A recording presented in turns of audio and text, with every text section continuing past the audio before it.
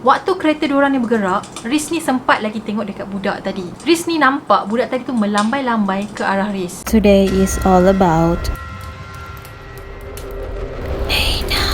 story.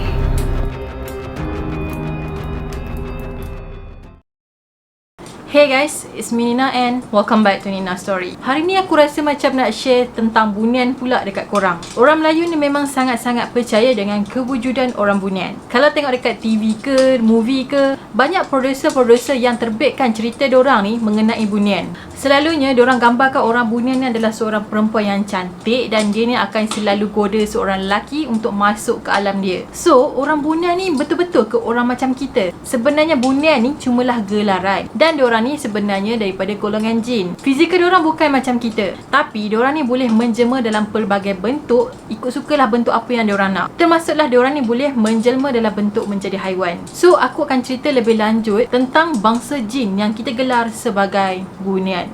So without wasting any time, let's get started.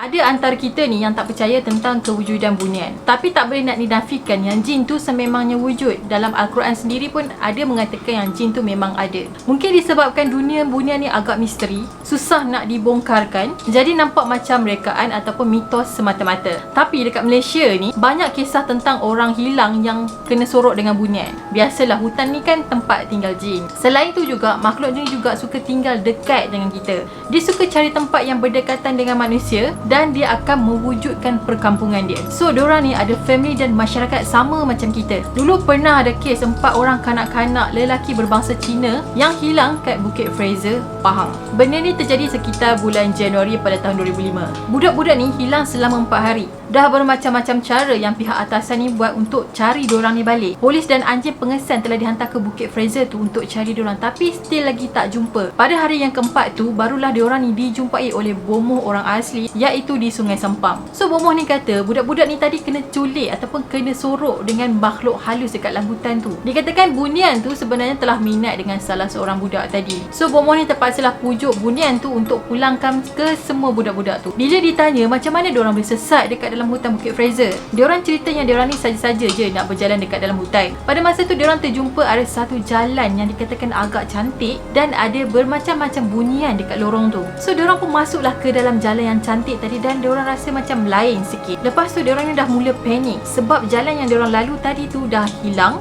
dan diorang ni ada dekat tengah-tengah hutan tebal.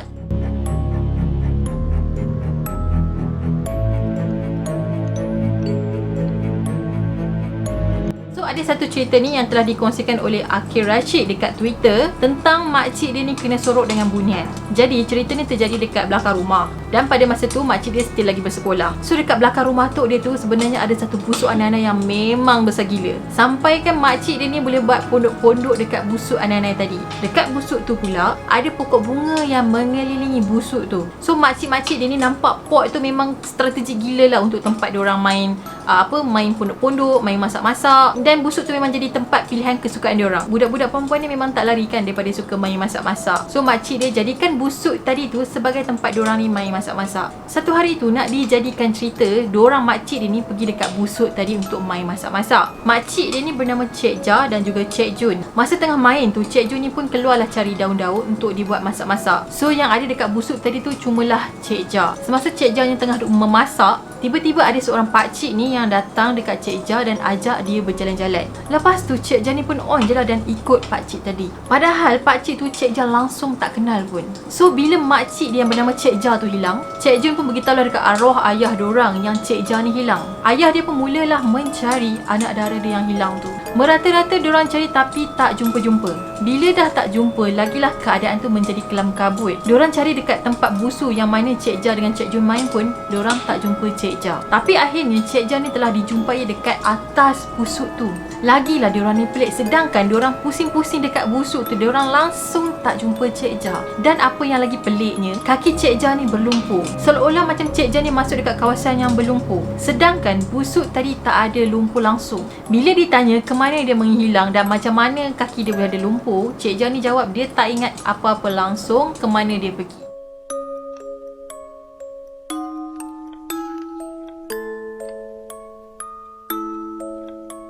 Ada satu kisah yang sangat-sangat famous pernah terjadi dekat Malaysia dulu, tentang seorang pemuda yang hilang di dalam hutan, iaitu Acap. Sampai ke hari ni, Acap ni still lagi tak dijumpai. Aku rasa dah dekat 2 tahun kot Acap ni menghilangkan diri dia. Acap ni telah hilang di Bukit Batu Putih Gopeng di negeri Perak. Pada masa tu dia telah join satu larian yang telah dianjurkan dekat bukit tadi. Dikatakan kehilangan Acap ni ada berkaitan dengan orang Bunian, iaitu orang Bunian ni telah sorok Acap. So aku nak cerita sikit tentang pengalaman sukarelawan yang mencari Acap dekat bukit tu. Dan dia ni dikenali sebagai Tok Anjang. Tok Anjang ni cerita ada satu pengalaman yang diorang tak dapat nak lupakan, yang mana pada masa diorang tengah khusyuk baca Al-Quran sebab nak minta petunjuk dekat mana Acap tu ada, tiba-tiba salah seorang daripada kawan diorang ni nampak ada seorang tua yang datang dekat diorang. Orang tua tu macam bagi petunjuk dekat diorang kat mana Acap tu berada. Dan apa yang lagi pelik, tak ada seorang pun dekat situ yang perasan tentang kehadiran orang tua tu melainkan kawan dia yang tu je. Pernah juga kepala dan bahu diorang ni tersentuh oleh seseorang dekat dalam hutan tu. Selain tu juga, diorang pernah dengar bunyi enjin motor dan juga lagu tradisional yang berentak inang semasa diorang mencari Acap dekat dalam hutan tadi. Sampaikan diorang ni berpandangan antara satu sama lain sebab pelik sangat-sangat. Even dah bermacam-macam cara yang dibuat, sampai sekarang Acap still lagi tak boleh dibawa pulang. Dikatakan punca kenapa Acap ni tak dapat dijumpai sebabnya Bunian dekat sana tak nak lepaskan Acap.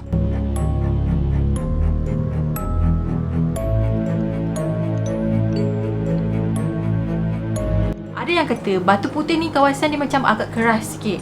Bukan dikeraskan sebab nama dia batu, tapi keras sikit, ada penunggu lain kat situ. Atau lebih tepat lagi adalah tempat tinggal Bunian. Ada seorang lelaki yang bernama Riz, dia pernah hiking dekat bukit tu dengan 2 orang lagi kawan dia. Pada masa tu diorang hiking lepas asar. So nak daki bukit ni, nak sampai ke puncak tu ambil masa lebih kurang 45 minit. Tempat dia kena kacau tu dikatakan tempat ataupun hotspot di mana Acap telah hilang. Kalau korang nak tahu, Riz ni sebenarnya dia ada kelebihan boleh nampak, okey, dia punya hijab terbuka. Pada masa tu diorang ni tengah turun daripada bukit dan Is ni nampak ada beberapa orang yang ikut diorang turun bukit juga. Masa tu diorang ni turun bukit lepas diorang solat maghrib dekat puncak bukit. Bila Riz ni perasan macam ada orang, so dia pun tanyalah kawan dia, ada geng lain ke? Lepas tu kawan dia kata, dah tak payah tengok belakang lah, jalan je, tengok depan. Lepas diorang berjaya keluar daripada hutan, diorang pun dah tanggalkan kasut apa semua. Dan masa tu diorang ni dekat dalam kereta. Tiba-tiba Riz ni keluar daripada kereta tu dan dia nak masuk ke dalam hutan tadi. Katanya dia nampak macam ada seorang budak ni yang sedang panggil-panggil dia. Riz kata dia memang tak sedar apa-apa dan dia pun tak tahu kenapa dia nak pergi dekat budak tu. Dia cuma rasa dia nak pergi, dia rasa macam tertarik untuk pergi dekat budak tadi. Tapi kawan-kawan Riz ni perasannya Riz ni nak masuk ke dalam hutan tu balik. So diorang ni tarik tangan Riz dan masuk ke dalam kereta dan kemudian diorang tinggalkan hutan tu. Waktu kereta diorang ni bergerak, Riz ni sempat lagi tengok dekat budak tadi. Riz ni nampak budak tadi tu melambai-lambai ke arah Riz. Riz kata budak tu tak nampak macam manusia, tapi lebih kepada bayang-bayang. So start daripada hari tu Riz ni tak pernah lagi hiking bukit lagi.